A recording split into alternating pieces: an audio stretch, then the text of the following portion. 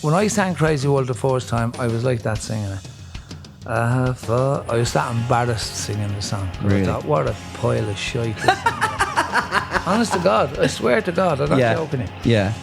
Now, I've since changed my view of Crazy World. Hello, and welcome to the first episode of the Artist Podcast. My first guest is the great Christy Dignam. We started a conversation before we started rolling, so just to let you know, we're talking about a guy in the beginning named Bud Prager who managed Christy and I when we were in America in the music business. So enjoy. Cheers. To me, I've seen every front man going, you're the best front man I've ever seen. Bar none. There was loads of people I seen that I thought were good, but you were the best front man I ever seen. Thank you. I've told everybody that in the music business, I know. I mean, Bud didn't like that. That's how me and Bud started that conversation, was me saying, there's this fella that inspired me. No, I was in my 20s at this point, do you know what I mean? But you were still my idol. When you stand on stage and you sing, there's just something about it. I don't know what it, and I mean, everybody talks about this. I couldn't be the first person to say this to you. Do you know what I mean? But there's something about how you sing and how you perform that's very honest and just sort of. I know this sounds like I'm really fucking buttery, but it's the truth. Do you know what I mean? It is about honesty, you know. That's Frank taught me that, I suppose. What do you think it is, Christy? Because obviously you don't know. You know, when I started going to Frank first, he says to me, I did yesterday, I think it was the audition. And he says, who'd you like? So I was rhyming off all these singers I liked, you know. Yeah. So he says to me, he says, when we develop as human beings and as a singer, he says, we like the way Bowie says door, press and wall. We like the way Mick Jagger says floor, window and sink. Yeah. And he says, we build up a vocabulary of other people's idioms. Yes. And we get lost in all those idioms as an artist. You know what I mean? He says, what you need to do is you need to strip. He said, we've had a Mick Jagger, we've had a David Bowie, we've never had a Christy Dignam. He says, that's all you have to offer the world. And for some reason that resonated with me. You know, apart from anything else about his knowledge of singing, just that one thing resonated with me. Because I'd gone to loads of singing teachers before I got to Frank, you know? Really? And I'd tried different singing, and I'd go into one and, you know, he'd have a few. There was one bloke who used to sit there with a cigarette hanging out of his mouth on the piano. And he'd go, ding, ding, ding, ding, ding. He said, right, sing that. And I go, and then I'd come in the following week. What are we doing? Did you want to make a Saturday gig in the Ivy Rooms or whatever the fuck, the Bag Inn? Yeah. You're playing that rock and roll crap on you. I said, we're going 3 steps forward and 10 steps back with that fucking rock and roll. What are you, the cigarette hanging out? Yeah. So I had loads of these shits. So when I got to Frank then I thought, oh fuck man, this fella knows his shit, you know what I mean? Yeah. And that one little thing he said to me, it's probably on first or second time I'd gone into him. It really resonated with me, you know. And that's, I kind of, this is right, this is what I'll go for, you know. And that's what it's always been about with me, you know. And it's kind of, it's kind of a sink or swim thing, because I learned very early, David, that commercial success has nothing to do with anything, do you know what I mean? Yes. It's very subjective, do you know what I mean? Like, some people say to us, you know, Jays, I'd love to be like you, and other people say, why aren't you there? Yes. Where? Yeah. Where? Where should we be? Yeah. You know, fuck that. So, you know, we do what we do to the best of our ability, do you know what I mean? Yeah. And that's it. That's all I ever want to do. And when I sing, you see, you know, we have all these little things in our personality, like we have a certain amount of female in us that we can't display in the big bad world. But on a stage, you can let all that out, you know what I mean? And when you get that freedom, to me, you know, no matter what level I've ever done it at, whether it's in a little chalet in New York with 50 people in it or whatever, 30 people, or whether it's the Phoenix Park or 190,000 people, to me it never made any difference, do you know what I mean? Sure. In fact, I used to get more out of the smaller gigs than a gig. I remember the first time we played in Slane with Bowie, and I thought this is going to be the pinnacle of my life playing, because Bowie was my hero, you know, and all that. So I remember we walked out. The band used to walk out on stage first, and they'd do a kind of, we'd have the song called The Gallery, and I was kind of, and then Joe would come out and he'd plug in his guitar, and then the bass would come out and it'd build up, and then I'd walk out eventually, do you know what I mean? And when I walked out, and the nearest person was probably 20 yards away. Yeah. And I thought, holy fuck, how am I going to do this, you know? And it totally threw me, you know? Yeah. And it took me a while to kind of reconcile that whole thing, you know? Yeah. So, you know, I don't know, Dave, but I just try and do what I do. That's it. I think it is definitely about honesty or truth. That's like, I was talking with a writer the other day, and he was saying, you're trying to find the truth in the characters. You're trying to find the truth of the story, something that resonates with people. It is about, I think, honesty. It's about being yourself and just putting your heart into what you're doing. Yeah, it's kind of, it's being believable in what you're doing, you know? Yeah. Like, when you say something in a song, you have to fucking mean it, you know what I mean? Unfortunately, because we were doing our own material, I absolutely believed what I was saying. Whether it was right or wrong, you know, whether it was absolutely true or not, to me it was true, do you know what I mean? And that's it. And I tried to do it with absolute conviction, and that was it, kind of. And really. Did you ever go through a period of your, like I was talking to you earlier about co-writing, whenever I started doing that and I'd sing those songs, I always felt really fake and phony. Did you ever feel like you'd... When I came out of hospital 5 years ago, I got diagnosed with cancer, right? So I was in hospital for about a year, nearly a year, something like that. And then I came out and I was in a wheelchair for a year, right? Right. So for that year, I remember sitting there and thinking, you know, looking at the world and me life and all that, you know. Yeah. And looking at, you know, kids. It was a particular thing. It was about a thing I was seeing about Syria, you know, about what was going on over there at the time, what's going on today.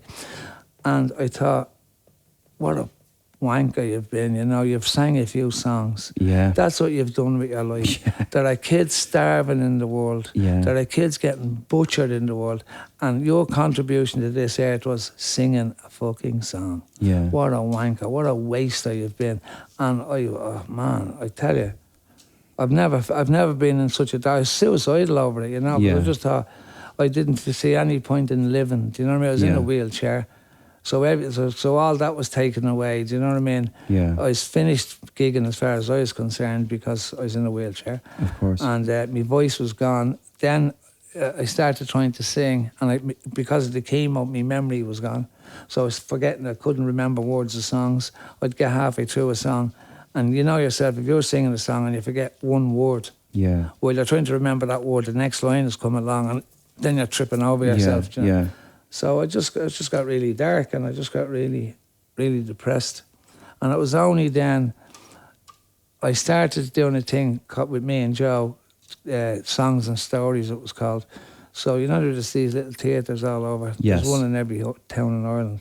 So we start going into all these little theatres and just playing the songs. And I used to have the music there with the lyrics on it. And I explained to the audience, listen, I forget the words of all these songs, so I might fuck her up halfway through, but we give it a go. Yeah. And then I talk about where the song came from and stuff. And we used to do this Q&A with the audience. So because there was different things thrown at you every night, the gig was different every night because different people would ask you different things, which would lead on to different conversations. Sure. But anyway, it was only when I started doing that and start actually gigging again that this depression started leaving me, you know, and this darkness started leaving me. So, you know, I think I've been fortunate in this world in that I got into the music business for the right reasons. You know, I never gave a fuck about whether we were the biggest band or whether we were U2 or not. You know, I remember just a little story. We were doing a gig there a while ago, and my man McFadden now, Westlife, was at the gig. It was down, it was in Greystones. So I was looking at him during the gig, and all these young ones were around him and that, and we were doing the gig, you know. And next minute I see him, and he's running out of the gig with a load of security. Somebody had fucked the glass on him, you know. Right.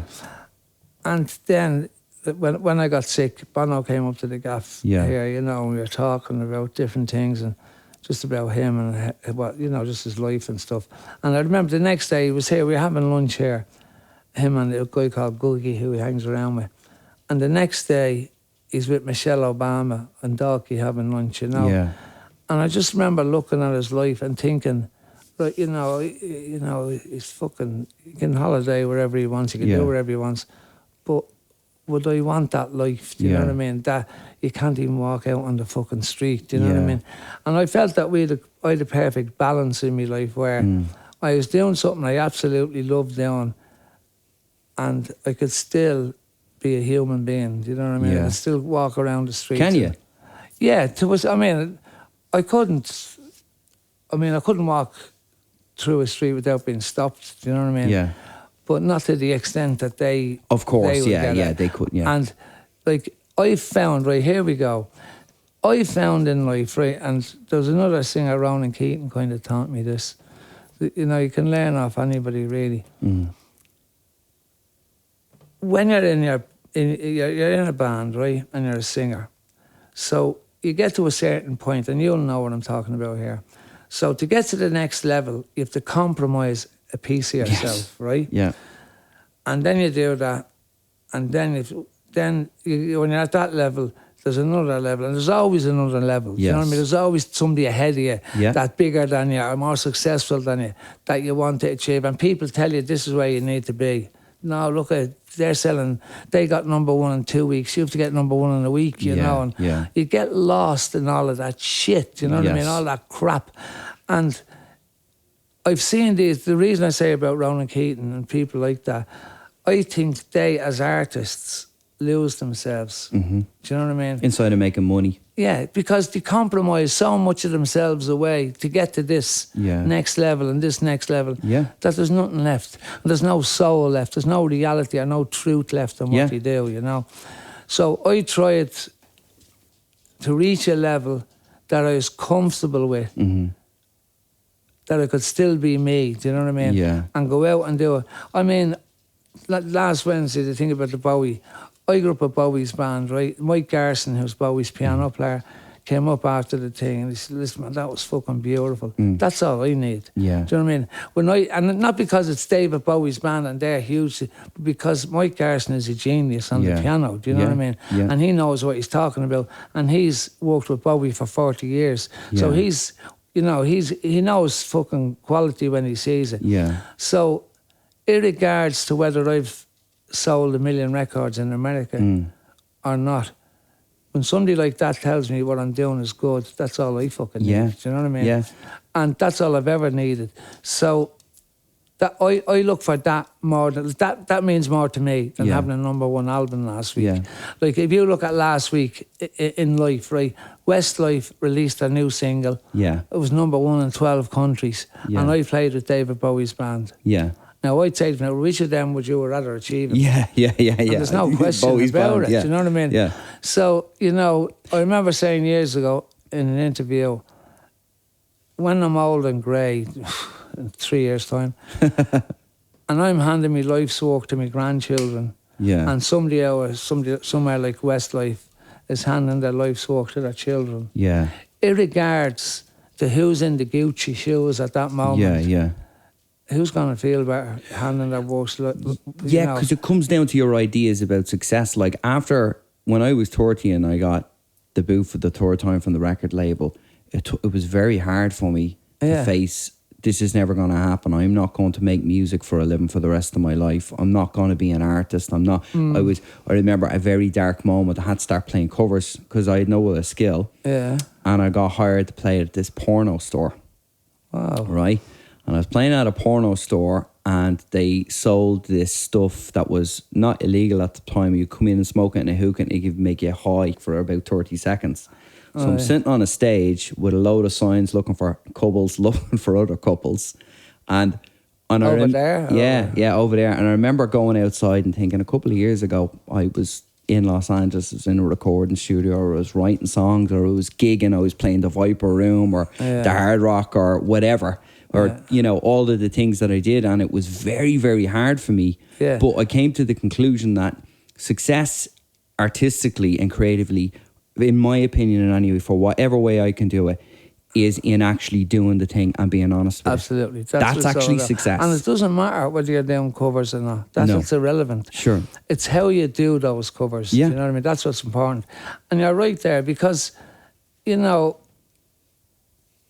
I mean, again, it's what you got into it for. Yeah. When I started in this business, I didn't know anything about America. Yeah. And being number one in America and getting a Grammy and living in Los Angeles, driving a fucking Ferrari or whatever. Yeah. I didn't know anything about that. So I didn't have any desire to achieve that. Yeah, Do you know what I mean? Yeah. So along the way, there were times when your head does get turned by people like Bud Prager or whatever. Yeah. And you think, no, this is what you need to be doing and this is where you need to be. And then you say, oh, fuck, so they know what they're talking about. Yeah. So this is what we need to be doing. Yeah. But when you eventually realise that when you started, it was just about the music. Just about something pure, Just about singing. And it's, you know, when you sing a song, what you're trying to do is you're trying to connect on an emotional level with somebody else. Now, that's why I say what great songs are. A great song is when you can get a piece of music which evokes a certain feeling. If you can get your lyrics to match the feeling that the music has evoked, then you've got a fucking hit single. Do you know what I mean? And when you're separated from yourself, which happens when you're working with these people, they separate you from your soul. Yeah. It's hard to make that connection. Yeah. So Bud Prager, in fact, in his quest to make you a great songwriter, did everything in his power to impede you becoming a great songwriter. He crushed me. I couldn't sing at one point. Like all my confidence was gone in myself. That's what you do. And I was saying this to Don Baker the other day. Inherently, I think as an artist, we all have an insecure streak in us. Yeah. Managers and people in the record business use that insecurity to manipulate you. Absolutely, to say, if you do this, then you can do whatever you want for the rest of your life. And what I discovered, I did all the stuff I ended up writing with the songwriters and stuff like that, and it was all shit, and it never went anywhere. Yeah. So if I was never going to go anywhere, I would have been better off never going anywhere on my own steam. Well, do you know what I mean? What would have happened to you is, David, had you had a hit with Styx songwriter or whoever it was, right? Yeah. You'd have had success, you'd have been in a big successful band, you'd had a big gaff in fucking Los Angeles. Yeah. Your wife would have been fucking back home living with her folks. Yeah. Because she'd have left you. Yeah. Your kids would be ostracised from you. You'd be probably have a coke habit. Yeah. You know, because that's what, and see, these people, that's what they do. Because what they do was what Bud Prager does, and he tried to do it with us as well, is they get you, right? And they see, it's like Bob Dylan said, the music business is like a piece of meat. You're a piece of meat. And they all want a slice of it. Yeah. Everybody wants a slice. Yeah. Until there's fucking nothing left, you know? Nothing of you left. So what Bud Prager tries to do, I think what his modus operandi is, he gets an artist, he sees what talent they have, he breaks them down as a human being, gets them to rely on him, and then builds them back up. Do you know what I mean? That's exactly it. Oh, absolutely. I know. I've seen it done a fucking 1,000 times. Exactly it, yeah. You know, and it's not just Bud Prager. I'm just using him as an example because you know him. I've seen it with loads of different people. Even people in television studios do it. They all... And it's because these people would love to be what you're doing, would love to do what you're doing. You know, and they can't. Yeah. So they try and find a way of standing in your reflected glory. Do you know what I mean? And it's I got horrible. a fax off Bud one day with a load of lyrics. The hero. Yeah. And he did the guy from Megadeth. The biggest album he ever had was called Crush 'Em, Dave Mustaine. It was when Bud was managing them. And Bud had co-written a couple of the songs, but he did the same thing to Dave Mustaine that he tried to do to you, and he did to me for a while. The relief after I fired him, because I just felt like I'd no record deal, I'd no manager, but you know what, fuck it, I can actually be myself and do what I want and not have all this manipulation going on. There's more integrity in what you're doing today than what you were doing back then. You know? Because I'm doing this because I love talking about art. I love talking to artists. And I've done like 16 interviews now with people, some pretty prominent people in Ireland, then some people are just sort of like their first book or whatever. and I've learned something off every single person. You can learn off everybody. Every single person. Even if it's like shit. Yeah. At least you learn how not to be shit. Yeah, you know what I mean? yeah. So you can learn. That's what I was saying. Like, I used to look at Kylie Minogue and I'd say, right, she's shit. Yeah. But millions of people are buying our records. Yeah. What the fuck are they seeing? What's going on? Yeah. You know, and you try and learn from all of that. You know? I think I have this big thing about, there is a line between art and entertainment, and art can be entertainment and entertainment can be art, but sometimes entertainment is just entertainment. Yeah. Like when I look at somebody like Westlife, I'm like, that's entertainment. Yeah. We all know the lads, and there's a couple of the lads in the band that sing, and then there's a couple of lads in the band I assume are just there because they were good looking years ago, or maybe they're not, but they're not singers if you like. And they're producing stuff, the same stuff that, a lot of other people have produced. And in 10 years' time, nobody probably really, or 20 years' time, probably listening to that. But they will be putting on an Aslan record. They will put on a U2 record. They will put on a Sinead O'Connor record, because that's actually art. Yeah, because it'll have a bit of life. It'll have a longevity about it, Because, in this country, we're a weird fucking country. Because we've been oppressed for so long by the British, and because we lived under that oppression, we still have this cap in hand attitude towards Britain, And a classic example of it is this, right? A few years ago, I did a song for Ireland. It was the Irish World Cup song, right? Yes. So it was actually a band called The House. It was their song, and they kind of changed the words to football fucking lyrics. Yeah. You know what I mean? But I sang the song anyway, and one of the there was a kind of a doo-wop fucking chorus, a kind of crowd chorus in it.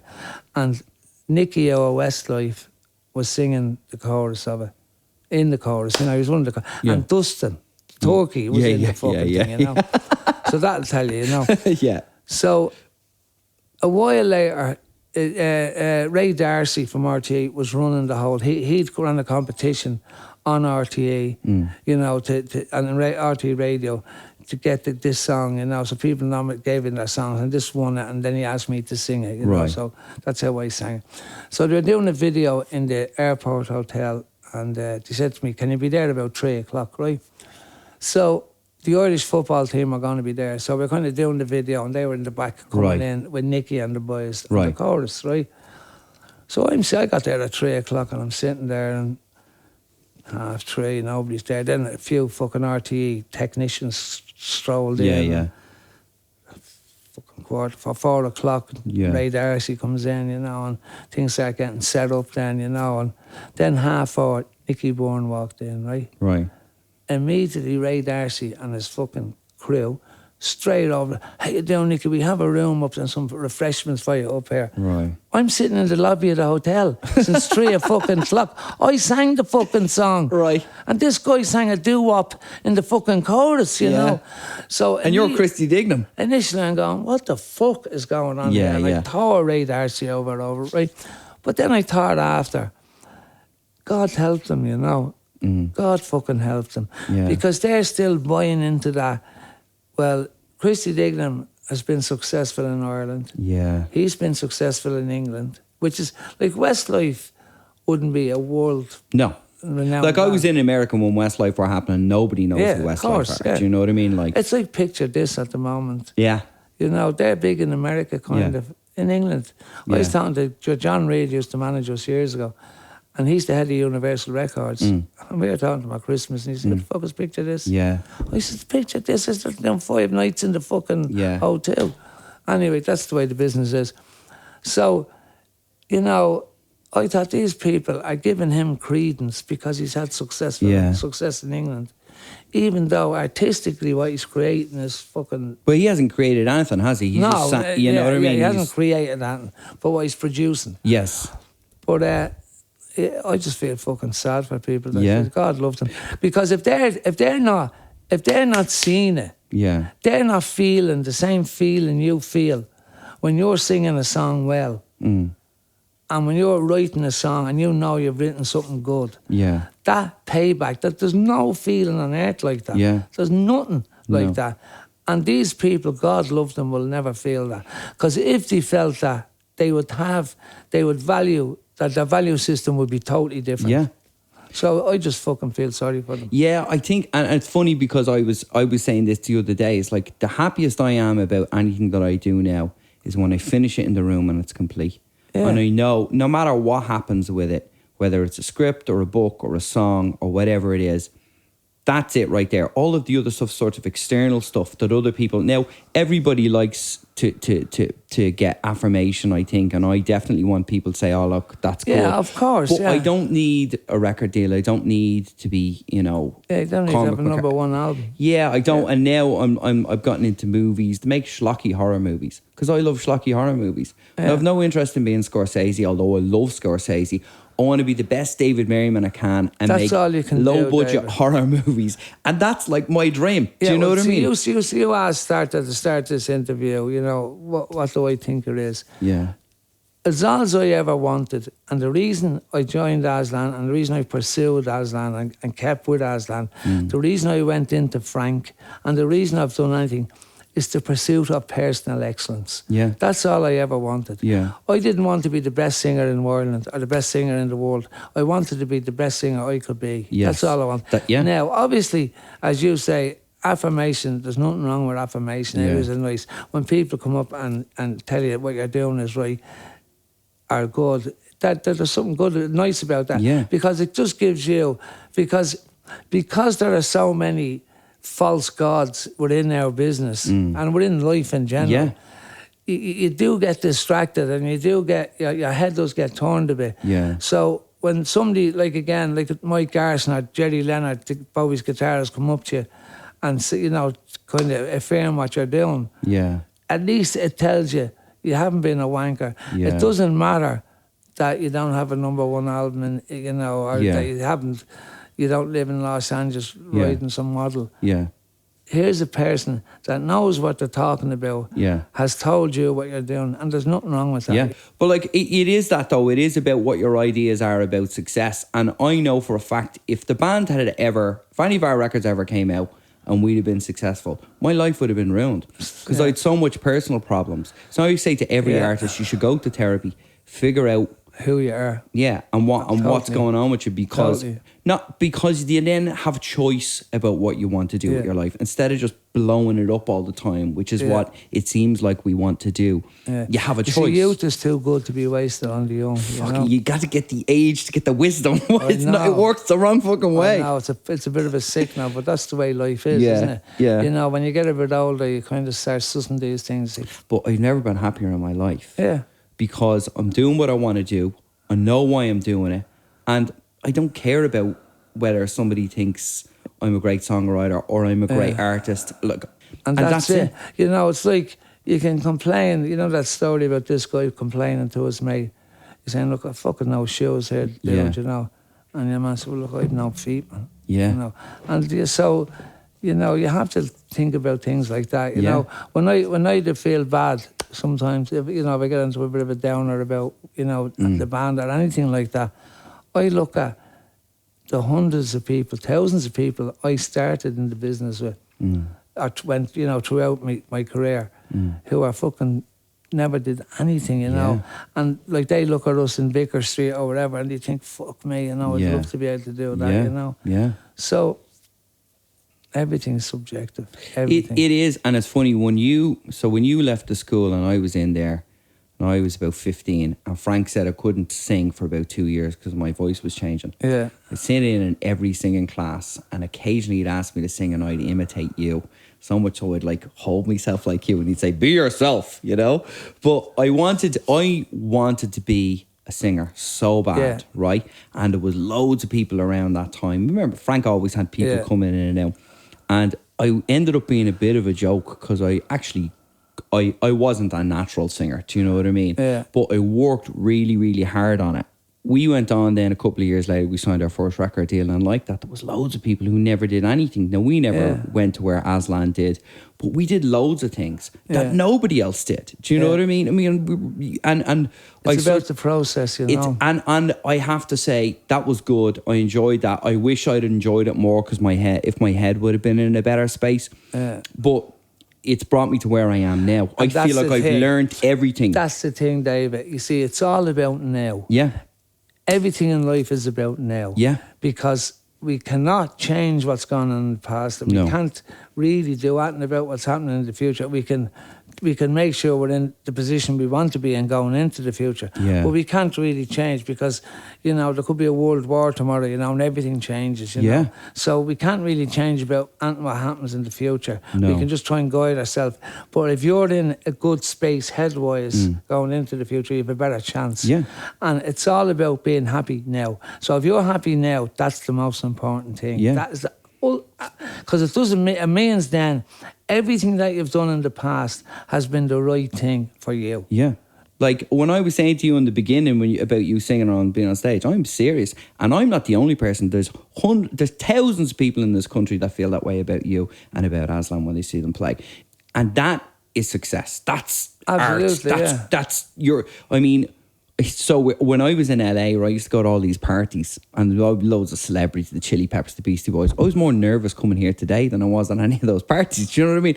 Just because... Well, there's baggage for us as well, you know, so... That's true, but seeing you play lit a spark in me of creativity that has gone into loads of different areas. But it was seeing you on stage. It was the first time in my life I know what I want to do. Do you know what I mean? And I worked very hard to do it. And I did it. And to this day... Well, that means more to me than, you know, what other people what he's talking about, you too and all that. Yeah. As I said, the whole thing about the compromising of yourself, you have to be willing to compromise until there's only a sliver of you left. Yeah. You know what I mean? Now, you two have been very fortunate, you know, in that they've been able to achieve massive success, retaining integrity as well. So, but I can't even think of another band who've done that. Probably the Rolling Stones, maybe. R.E.M. R.E.M. But there's not even R.E.M. because R.E.M. haven't reached the heights you two have No, reached. that's true, And you haven't reached the length of time you've... No. There's one thing about achieving that level of success. Yeah. But to be able to sustain that level of success is ridiculous. It's unheard of. Yeah. The Rolling Stones are the only other band that have done it, probably. Pink Floyd, maybe. Yeah. But even Pink Floyd wouldn't have had the output that you two have had. Do you know what I mean? No. I wouldn't be in the consciousness of your ordinary fucking, you know, Joe Soap. Yeah. Pink Floyd would be more elitist almost, you know. Do you know what I'm saying? But they are an anomaly. In fact, I seen them for the first time I think it was last year. The Joshua Tree tour. And Judah flew me over to San Diego. He's living in San Diego now. And me and him and Adam went, and it was amazing. Yeah, they're amazing. That was the best gig I was ever at, that last tour. It was amazing. But you're right, there's nobody really that you could point to and say, they didn't sell a piece of their soul for success or continuing success is what you're talking about, Yeah, actually asked me to go up on stage on that tour when we were over here. I seen that, And Panty got up on stage.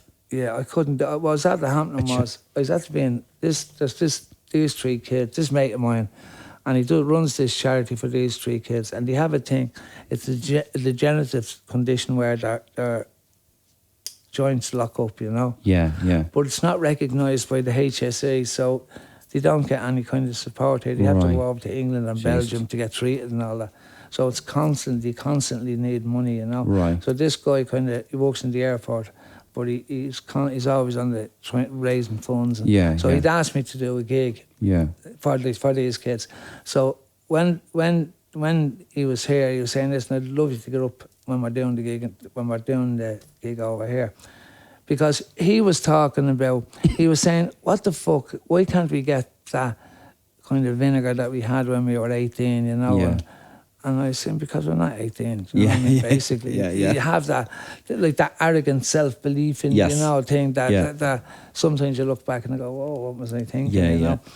But, so we're talking about stuff like that. So he says, look, would you get up with us when we're doing this Joshua Tree thing? So I says, yeah, I'd love to get up, you know, it'd be a great vibe, it'd be a great experience. So the gig came, they're playing 5 nights here in the O2 or whatever, or 4 nights.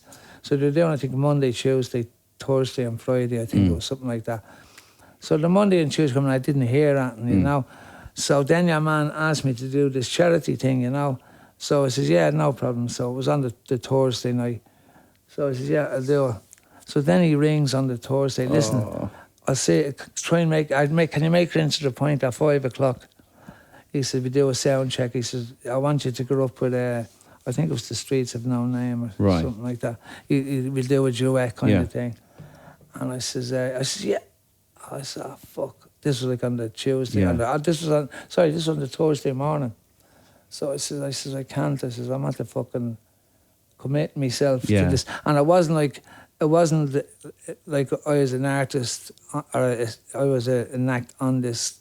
I was the main fucking act. Do you know what I mean? Yeah. So I couldn't pull out of it. Do you know what I mean? Yeah.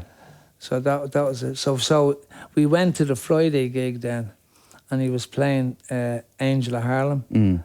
And he says, this is for the Angel of Dublin. Christy I seen it online, I seen it. So that, like, things like that, you know. So he's going to make any more new music? We're actually doing an album at the moment. But, you know, you see, we're kind of in a bit of a predicament. The last album we made, it cost us 80 grand. So we pay for everything ourselves, you know. So it cost us 80 something grand to make. And in the first 2 weeks, we sold 40,000 euros worth, and 250,000 was downloaded illegally. Right. So you're kind of saying, you're screwed, you know, is it worth doing this, you know? Yeah. And like we released a single there, just for the crack, we released a single about 3-4 months ago. Do you know what I mean? Yeah. So we released it, and that was it. Yeah. Do you know what I mean? Yeah. So what can you do, you know? Yeah. Even U2, you know, U2 wouldn't be doing anything like U2 at the moment are living on a catalogue, do you know what I mean? Yeah. But if they were to release Songs of Innocence and today and just put that out as a band called The Leaves, I don't think it'd be really successful. I don't either, and you know there's no money in it anymore. And that's what I mean. That's no criticism of U2. Sure. It's just the nature of the beast, you know. So we are thinking, you know, is it worth our while torturing ourselves, going in, recording? And it's very disheartening, you know, because the song we had there, I'll play it for you in a few minutes. I've heard it. It's a good song, you know. Yeah, it is a good song. But it's just, nobody gives a fuck, do you know what I mean? Yeah. So you think, well, what's the point? Yeah. Like, we kind of, we were doing that Feel No Shame tour last year, and then we said, what we do this year? So we said, well, Charlie Moonhead album is 25, let's just do that. Yeah. And we went, just done the first gig last week, we were up in Cavan, and we did the gig, and you kind of play Crazy World, you know. Yeah. We recorded the Charlie Moonhead album, right? So, you know, when you make an album, you have 3 singles, right? Yeah. So you release your worst single first, second best single second, and your best single third. So you seem to be... Yes. So that was the plan, right? So the 3 singles on the album were a song called Where's the Sun, Rain Man, and Crazy World. They were the 3 songs. So we looked at them. When I sang Crazy World the first time, I was like that singing it. I was that embarrassed singing the song. Really? I thought, what a pile of shite this song was. Honest to God, I swear to God, I'm not joking you. Yeah. So, anyway, so he says, right, there's the 3. And we only re-released Crazy World because when we did this gig I was talking about earlier, the first gig when we got back together, everybody was going on about this song, Crazy World. Yeah. So we were saying, for some reason, this piece of shit is connecting, you know? Yeah. So we said, right, well, there's the 3 singles. So of the 3 of them, Crazy World is the shit song. Right. Where's the Sun? Where's the Sun is the second best song, and Rain Man is the best song. Right. So we released Crazy World, and it was a massive hit, right? Yeah. So I said, well, if you think that's good, wait until you fucking hear the next 2 songs. Yeah. And we released the next 2, and it was just... The Where's the Sun had a bit of an impact. Yeah, I remember Where's the Sun. But fucking Rain Man. Yeah. It's weird how it works. So, you know, I look at songs we've written over the years, you know, and I look at, and I say, there is gotta make it as a song. It's a good song. Great song. I mean? Hurt Sometimes, a great song. But they never do anything, do you know what I mean? Yeah. So you think, well, if you look at from a musician's perspective, that's technically it's better written, the lyrics are better than that. But, well, what it is, I think,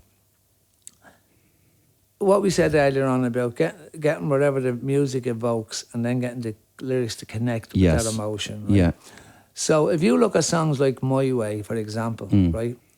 So anybody on earth lying on their deathbed would love to think, I went out there, I fucked up all over the place, but I did it my fucking way. Everybody would love to think that that's who they are, you know. Yeah. Or you've got go on now, go, walk out the door. Gloria Gaynor. Yeah, every bird wants to think that would be her reaction, yeah. Exactly, you know, and that's what it's about. It's about getting the connection at that level, right? Yeah. So the amount of people I've had come to me, fellas and girls, have said to me, you know, I looked at my daughter when she was born and I thought, how the fuck am I going to protect her in this crazy bleeding world? You know? Or I've looked at my girlfriend, you know, who's very kind of, you know, quiet and shy and all, and thought, you know, and that's where that song kind of connected, you know. Now, I've since changed my view of Crazy World. I don't think it's a piece of shit now. And it's not because of its success. Yeah. Well, it kind of is, but it's not just because of its success. Sure. Its success actually made me look at it again. But those other songs connect as well. And I don't know if I'll be able to, I might have to edit this. I don't know if Rich will let me, but Richie's mate died last year, one of his really good childhood friends. And he died very suddenly, and Richie was really upset. He went to see you guys play at Christmas in Vicar Street. Now, Richie's about 6'5". His hands like breeze block. His tattoos all over him. He's from Tala like me. And he's, you know, he's a working class area guy. And you were playing Hurt sometimes. You just start crying. Yeah. And he said it wasn't like a sad cry. And it wasn't like just this. He said the song made him feel, allowed him to feel what he actually felt about me and his friend. And so I think that's great. Do you know what it really was? Told me earlier on. I've actually been on stage lots of times and been close to breaking down, you know, in the middle of a song. Of course. And I never know when it's going to happen. It happens at the most random times. Yeah. And I think the artist, as an entertainer, you have to stop that happening. Do you know what I mean? You can bring it to that point, but you can't go beyond that point. I remember years ago, I was only coming off the gear and that, you know, and when you're on heroin, your emotions are totally fucking anaesthetised, you know, you just don't feel anything anymore. And I kind of went through, I looked for the reason, I found out the reasons for all the sexual abuse and all that shit, right? Sure. So when I investigated all that and kind of started dealing with all that, life became easier. Do you know what I mean? As you know, when you start working on things, life does become easier. But my emotions were coming back with a vengeance. Do you know what I mean? Because I hadn't felt for years. Do you know what I mean? And then I started feeling all these things, you know. But we were doing a gig, and Catherine was at the gig, and I just sang that line. You know, I was singing, "How can I protect you?" And I just looked into the audience, and the mixing desk was halfway down the hall. And Catherine was standing in the mixing desk so I could see her with the light. And I just looked at her and, you know, that thought, how can I protect you in this? And I thought, I haven't protected you in this world. Do you know what I mean? I actually lost it. And I had to go to Billy. Billy's looking at me, what the fuck? Let's try and take over, Billy. So he could have jumped up and done a bit of whatever he does, you know, to try and so I could recover. Sure. But so things like that happen. Like that, it happened to the extreme that time. But it happens to this day, it still happens, you know. But it's usually, it's not a sad cry. It's just that raw, you know what I mean? Yeah. And, you know, when I sing, I try and, you know, when you're singing about something that emotionally connected with you, when you sing it 1,000 times, sometimes that becomes a little bit blurred. Yes. You know what I mean? But there are times where, for whatever reason, on the day, you know, those emotions connect again with you. Like, you know, you have to check yourself because otherwise you lose control. Yeah. You know, and but if you turn it just to right below that, that's where it resonates with people. That's the thing. Impacts So them. that's what I try and do. I try and bring it to that level. Yeah. But not get it, not let it get over. And having said that, it's not as contrived as I'm making that sound. No, You know what I mean? because it's about, you're sort of, not that I'm trying to say I can sing like Christy Dignam, but in my own way, you're being present with the emotion of whatever it is and whatever you feel it to be. And when you can get that, it lifts. It lifts. That's the truth. It just, and then and the people in the room are Here's a lifted. story for you, actually. We have a song called "Please Don't Stop," right? So the lyrics of it are, I'm stumbling down that street, I'm out of place, right? Right. So street is life, right? Mm-hmm. So I'm stumbling down the street, I'm out of place. I'm an angry man, a voice without a face. So you're an angry man. So that's why you're young and full of vinegar, you know what I mean? But you don't have a face. In other words, you don't have any authority to change all the injustices you see in life and stuff. But you're seeing all these injustices, but you've no face or you've no voice to try and change all of that, you know. So it's, help me up, I'll try not to fall down, I'm down. Help me up, my feet won't touch the ground. So it's kind of, you're asking for somebody, look, I'm struggling here, help me through this this patch that I'm going through, right? Yeah. So to me, it's a fairly deep kind of thing, you know. So we're playing this gig, and it was actually my brother's wedding, right? So my brother's getting married, and the band are playing at the wedding, you know. So then, kind of people saying, these are here. So all the band were at the wedding, you know. So eventually we had to get up, you know. So we're getting up, we're playing a few songs. So then it got around the hotel that we were playing in this fucking thing. So then everybody, not everybody, but people from the hotel were all coming down to, all broke, gay crashed the wedding to fuck. So there's this young fella, you know, and he comes up to me after the wedding kind of thing, and he says, I fucking love you, man. He's like bleeding deadly, you know. And I said, thanks very much, you know. And he says, see that song, Please Don't Stop? That's my favourite bleeding song. And I said, oh, cool. He says, do you know why it's my favourite song? Because I'd be locked like that, stumbling down the street, and I'd say, mate, give the bleeding, I'm fucking locked there. Now, my initial reaction was, no, mate, that's not what the song is about. Yeah. And then I thought, hold on. If that's what he's getting out, but that's what it's about for him. Do you know what I mean? Yeah. And that's the beauty of music. Do Yeah. you know what I mean? Because you can be singing about something. You can be singing about something that intellectually can be about one thing, but on an emotional level, you know, it doesn't matter what the lyrics are sometimes. Because when you're emotionally connected with the song, that emotion is what's connecting with the audience. It's resonating with people. Yeah. They're feeling it. That's what's connecting with them. Because you can't bullshit emotion. No. You can bullshit everything. You can manipulate and contrive lyrics. You can manipulate and contrive chords and melodies, but you can't manipulate emotion. No. You can't. That's real. And that's where I try and operate on as a singer. And I suppose when Frank would get you to sing in your own voice, that just added to it, because you're being yourself, you're being congruent, you're being Christy Dignam, you're being David Merriman. Have you ever seen a film on the telly about somebody, you know, and they're following a principle, and you mightn't agree with that principle, but you admire their fucking their principled adhesion to that principle. Yes. Do you know what I mean? Yes. So it doesn't matter if you don't agree with the emotion or you don't agree with from all the other levels. Do you know what I mean? All the intellectual. Yeah. But when it's on the, when you hear somebody singing about being hurt sometimes, and they mean it, and that's kind of probably what Robert would have connected on. In the 60s, they brought in psychiatrists and Hollywood and psychologists to figure out why people like movies. And ultimately what they discovered was, this is when they start turning the lights off. Up until that point, when you'd watch a movie, they'd have lights on.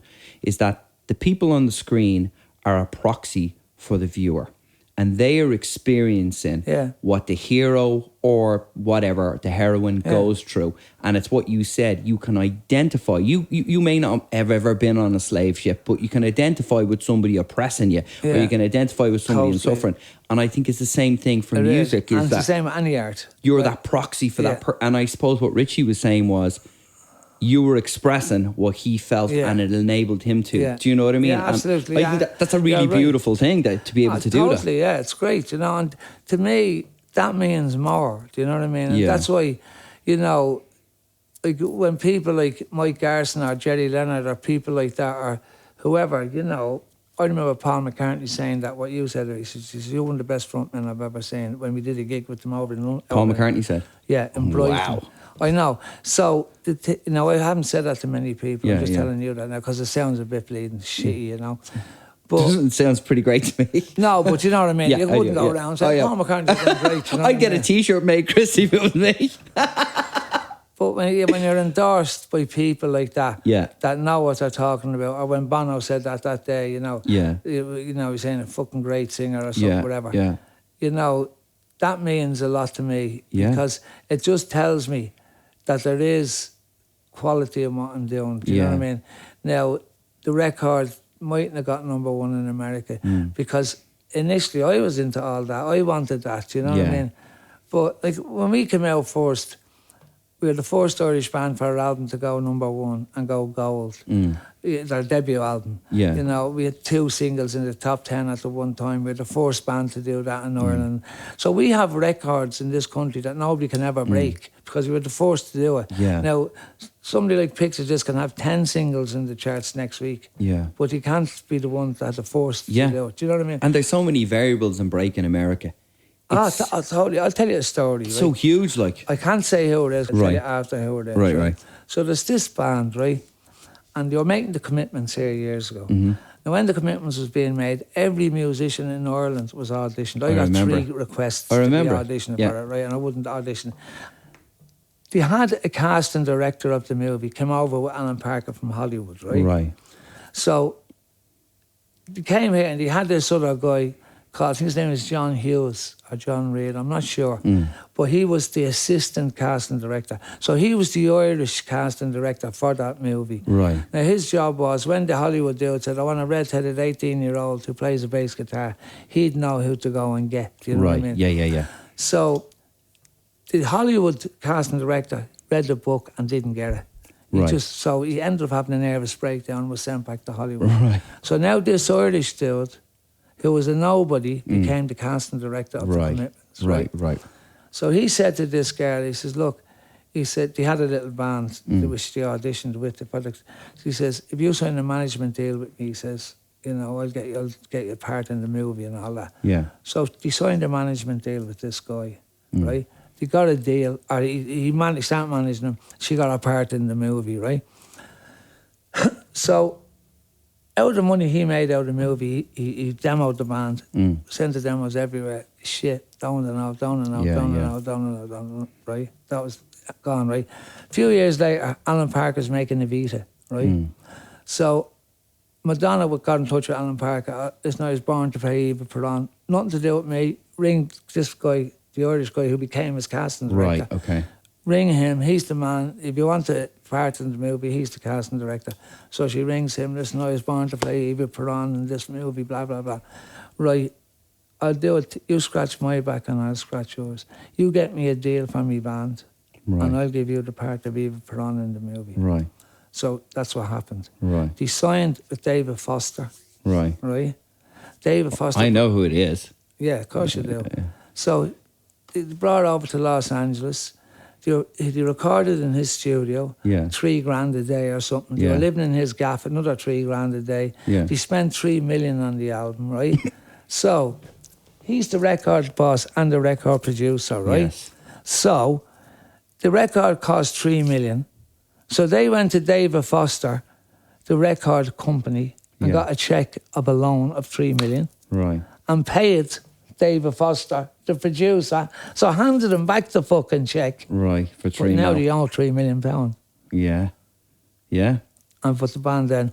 So when it got to that level, it was going to be successful. Do you know what I mean? Yes. Because there was too much money involved. So there you go. Yeah. So there you go. If Madonna hadn't ever wanted to play Eva Peron, you'd have never heard of that band. So that's how.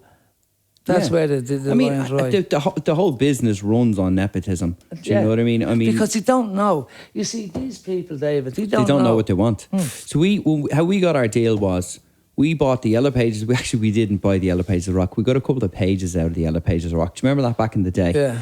And I picked out a load of A&R men who had signed bands I liked, and one of them was Aerosmith. Yeah. There was a fella who was basically mine and Judah's best mate, and he used to roadie. And I said to him, call these people till they listen to the CD. He spent 8 weeks calling this guy named Rod Kugler, who was John Clodner's assistant. And after 8 weeks of talking about Manchester United, your man was mad about football. Your man listened to it. He says, I think it's great. I'm going to play it every Tuesday. They had a meeting. Tuesday came around, said they loved it. And John said, do you have any more material? Sent it. And we got a deal on the phone. After the next 4 tracks were sent. And then next of all it was, right, well, this big producer's coming over and this, that and the other. We had been trying to get a manager. We had been trying to get Fred Davis to represent us as an attorney. As soon as Sony started sniffing around, the manager flew over and Fred Davis said, yeah, of course I'll represent you lads. No problem. Do you know what I mean? Because it's all about money. And it is that thing of the management didn't know whether I'll tell you equally, just to finish your story, as soon as your ship starts failing, they're gone as quick as they Fred can. Davis dropped us. Of course, yeah. That's the way it works. And the man, It's like here, years ago, U2 became successful. Every A&R man in the world was in Dublin. They were all looking for the next U2. I remember. That's what we suffered with a lot. Yeah. Because you're all looking at, and I remember doing an interview with the NMA, and your man's all through the interview, U2, you must know U2 well. He says, you must know U2, you're from the same places. You're just drinking the same. So the whole interview was going on like this, you know. Yeah. Now, if you look at the spectrum of rock and roll, right? Yeah. U2 use a certain portion of that, right? Look at it as a pie chart, right? Yes. We can only work with the rest of it. Yes. U2 work with 100%. So you look at that. So U2 can use that whole pie to draw. We can use a bit of this. We've only got what's left. Yeah. Because we can't touch anything that U2 have. Never use an echo guitar. Can't. U2 use that. We can't. Any other band in the world can use it. Yeah. But not us because we're Irish and then people just say U2. Yeah. So everything vocally Bono's done, I can't go near. I have to look at the way he sings and everything he does. Yeah. And I can't do anything of that. So we've been very conscious of this, and it was all U2, and I was fucking sick of it, right? Yeah. So at one stage, I wrote down a piece of paper, principal management, wrote down the number, and there you go. As much as you want to know about U2, and I walked out of the interview, right? Right. So this was a crew, photographer, all come over from the enemy to interview us. Yeah. So he couldn't go back without an interview because he fucking shot himself then, right? Yeah. So he ran out after me and he pleaded with me to come back into the interview, you know. So I come back and I said, look, I'm sorry for fucking losing the head. You have to understand what it's like for us. I says, you're all U2. I says, we're a fucking band. We're our own band. Yeah. Don't talk to me about U2. And I said, another thing. I said, he says, you're from the same place, U2. I says, U2 lived in a little oasis of wealth. I says, within Finglas. I says, it's not Finglas. I says, never was fucking Finglas. Yeah. I says, not from the same place we're from, and blah, blah, blah, you know. And while Bono's finished glorying in about the 7 towers of Ballymun, we still have to fucking live there. Yeah. So I'm fucking sick of Bono and the whole lot of it. But it was just a little tirade, you know. Yeah. And it was because of all this shit. I explained this to him years later. Because we fell out over this. Of course, yeah. But, so, went on then, done an amazing interview about Feel No Shame. The album had just been released. All where the band had come from, what the album was about, and Following week, I got the Daily Mirror, and I had a headline. U2 claimed to be from Dublin slums. Aslan put the record straight. Read all about it in tomorrow's NMA. Yeah, this was the ad in the Daily Mirror. So the Hot Press the NME came out the next day. And the whole interview was just me, U2, this, nothing about fucking us, I Feel No Shame or Aslan. Yeah.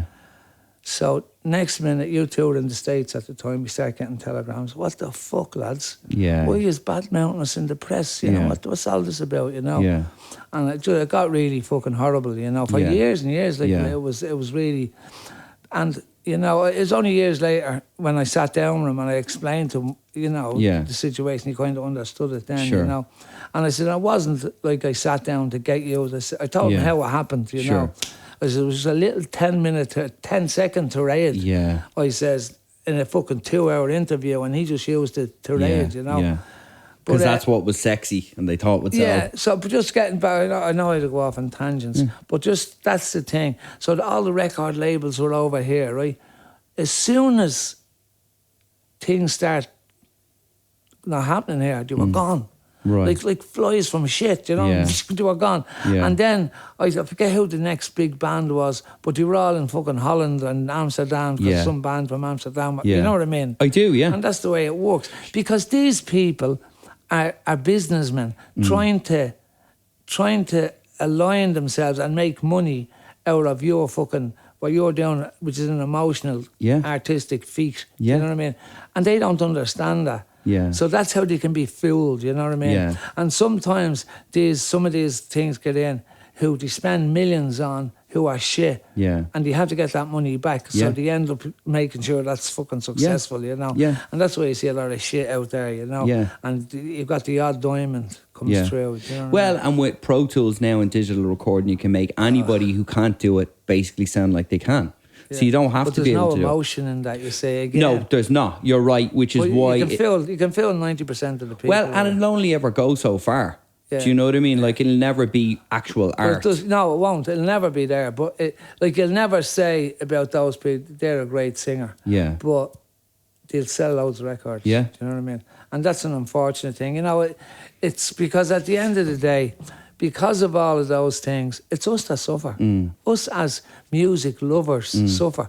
Because I've seen millions of people that are really, really talented, you know, but not doing anything. Yeah. Because they're broken by the machine. Because as artists, we're usually very open to emotional experience. And because of that, we're very vulnerable. Yeah. You know, so we get chewed up and shot back out again, you know. I mean, apart from the sexual abuse thing, it was no coincidence that I started taking drugs as the band started taking off. Yeah. And the reason a lot of it was to do with, apart from the sexual abuse part, was that compromising of yourself. Like I remember they were trying to, me and Billy had the blondie hair, it was like black and white Scotch whiskey. Yes. They were kind of promoting this. And Billy was like the clown in the band, you know what I mean? Yeah. I was saying, but we're not two lead singers, we're not Wham. Yeah, you know what I mean? yeah. But it was about marketing. Yeah, so, and just to kind of, and you know what it's like when you're signed, they work you to the fucking bone, you know? Yeah. And it was exhaustion and all those things, because what we do as artists is not very conducive to the commercial world. No. So when that's why there's so many artists. But I mean, I self-destructed my whole life. That's what happens, David. It wasn't drugs for me. It was basically. I mean, I remember we were doing our first record, right, with Kevin Shirley. Now, Kevin Shirley had just literally done Aerosmith 9 Lives and a Black Crowes record before he came over. He's fucking huge. He's the guy who remixed all the Led Zeppelin. He's a massive producer. Right. And I was sticking my Mickey in his water bottle every time he put it down. I was torturing this fella. And he came over because he loved this material and he thought it was good. And he tried to take me aside and talk to me, and I just couldn't be talked to. Because, and here I was in a position I always wanted to be in, doing exactly what I always wanted to be doing. And he hated me so much he wouldn't come to the meeting in LA. He lived in New York, but he was actually in LA doing another record when they flew me out to talk about it. And he wouldn't show up. He told my manager he wasn't showing up because I was a wanker. So, like, I think that's sort of... that's a self-destruct thing. That it is. I had it as well, you know. It's kind of, we don't feel worthy of it, you know what I mean? And we actually have this little self-destructive thing within us that stops us achieving certain things. Yeah. Because, you know, if you had achieved what you achieved, David, you'd have killed yourself. Yeah. I'd have done it as well. I'd never talked to my siblings again. I'd have been dead. I wouldn't even been alive as I achieved, because I was fucking really out there. Yeah. So, you know, we have this, and you know, although on one way you can look at it and say, you know, that was very destructive, but on another way, it was a fucking saviour. Do you know what I mean? It stopped me getting to a point where I would have fucking killed myself. Yeah. Because that young fella you're talking about stuck his dick in the bottle would have became a rich fucker. Yeah. With a load of yes men around him, and still having that mentality of sticking his dick in a bottle with power. Yeah. Do you know what I mean? And that you'd have been dangerous. That's exactly it. And I mean, even the little bit that I got when you're assigned, you know, your management are kissing your ass in a way because they want, you know, they want you to basically do what they want you to do. And I was just abusive to people around me. And I think, and it happens on it, but it is, like you said earlier on, you got to get the years to get the wisdom when it works backwards. So, you know what I mean? So, but at least we're doing all right now. That's it, yeah. And that's what it's all about. It's all about being happy now. And if you're happy now, that's a great thing, you know? Yeah. That's a great achievement, to be still alive and to be happy where you're at. That seems like a good place to leave it on a good note. Thank you very much. Sure. Hey guys, thanks for listening to the Artist Podcast, and please tune in next week for another episode. Sláinte.